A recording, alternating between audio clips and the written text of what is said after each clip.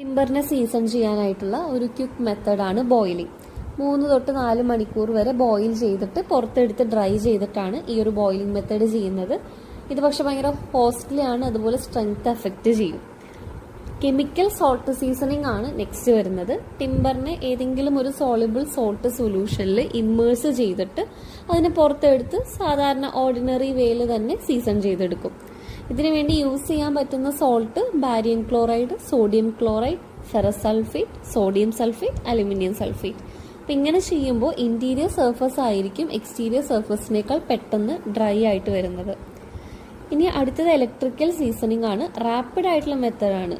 High ഫ്രീക്വൻസിയിലുള്ള AC current ആണ് ഇതിൽ use ചെയ്യുന്നുണ്ടായിരിക്കുക, പക്ഷെ ഇതിന്റെ മെയിൻ്റനൻസ് കോസ്റ്റ് വളരെ കൂടുതലായിരിക്കും. നെക്സ്റ്റ് കിൽ സീസണിങ് ആണ്. ഒരു എയർ ടൈറ്റ് ആയിട്ടുള്ള ചേംബറിലോ അല്ലെങ്കിൽ ഓവനിലോ 35 to 38 ഡിഗ്രി സെൽഷ്യസിലാണ് ഈ ഒരു കിൽ സീസണിങ് ചെയ്യുന്നത്. പിന്നെ ലാസ്റ്റ് വരുന്നത് വാട്ടർ സീസണിങ് ആണ്. വെള്ളത്തിൽ ഒരു 2 തൊട്ട് 4 വീക്ക് വരെ ഇട്ടിട്ട് സാപ്പ് ഈ വെള്ളം കഴുകി കളഞ്ഞു പോകും. അങ്ങനെയാണ് ഈ സീസണിങ് ചെയ്യുന്നത്. അതിനുശേഷം പുറത്തെടുത്തിട്ട് ഒരു ഷെഡിലിട്ടിട്ട് ഇതിനെ ഡ്രൈ ചെയ്തെടുക്കും.